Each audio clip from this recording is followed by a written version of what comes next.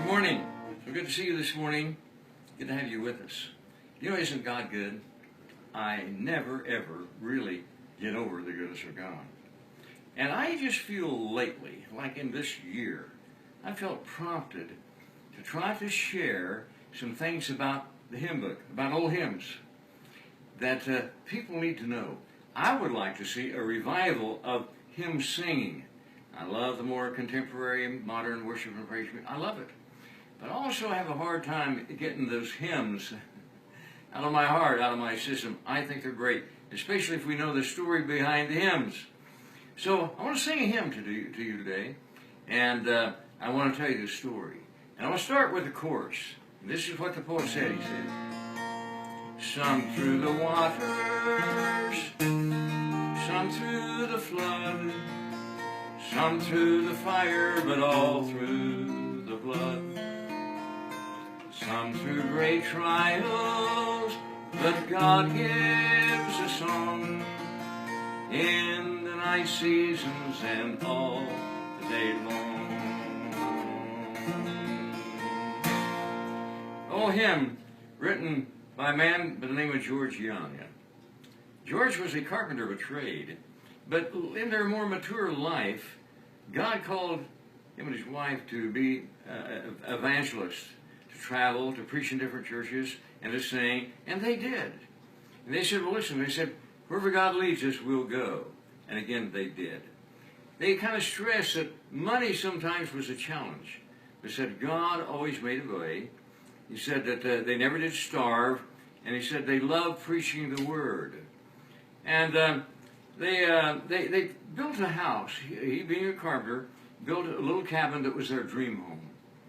And they had everything in it like they wanted it.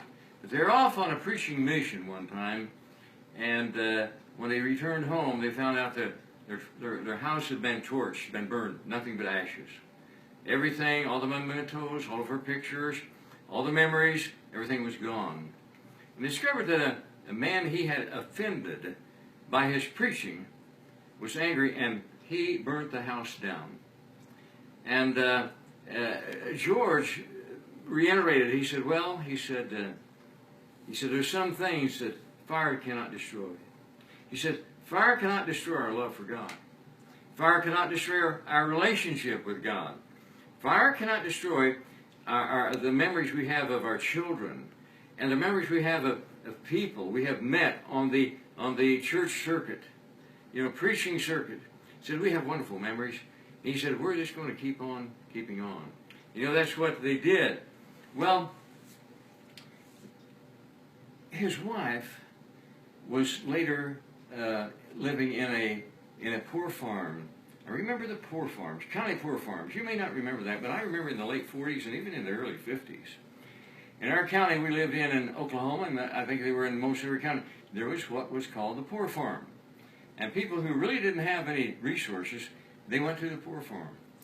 And there was a friend of theirs. His name was Dr. Linnaeus.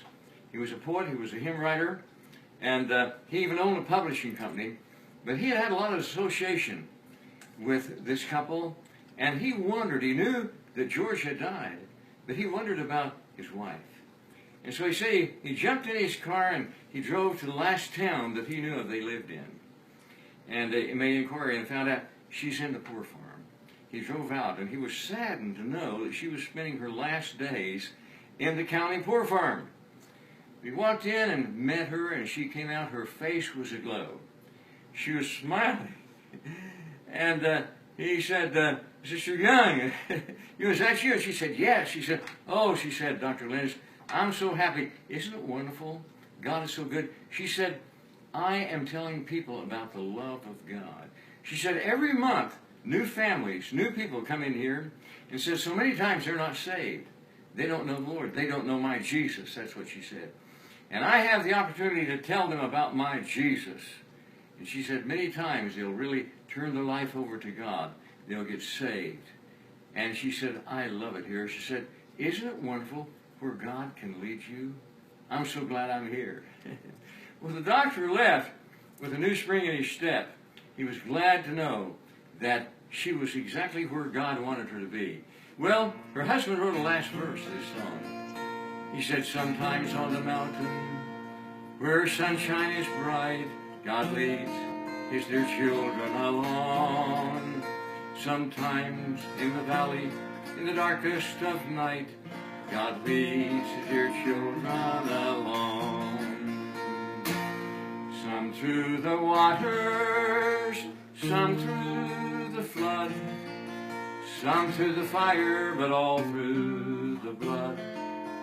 Some through great trials, but God gives a song in the night season and all the day long.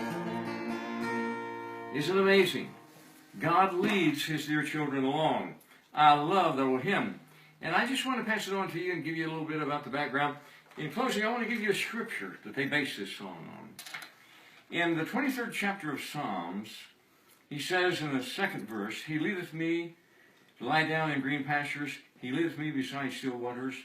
He receives my soul, or he restores my soul. He leads me in paths of righteousness for his name's sake. And verse 4 says, though I walk through the valley of the shadow of death, I will fear no evil, for thou art with me. Thy rod and thy staff, they comfort me. And friend, I know that his rod and his staff comfort you, and he's leading you today. Let him lead you. Just follow. Have a great day. God bless. See you tomorrow.